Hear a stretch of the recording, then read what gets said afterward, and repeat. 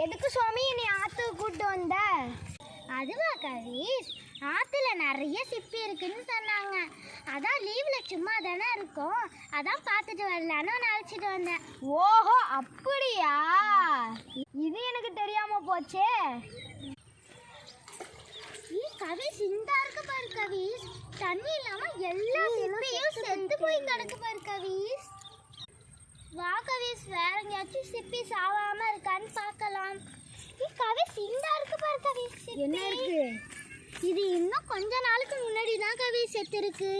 இதுதான் கவிஸ் சிப்பிகள்லாம் போட இடம். ஓ இப்படி தான் போகுமா?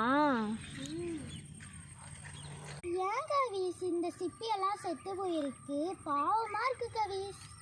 இதெல்லாம் தண்ணி இல்லாதனால, மணல் ஆடுறதுனால இதெல்லாம் செத்து போகுது சோமிகா. ஐயோ ரொம்ப கஷ்டமா இருக்கு.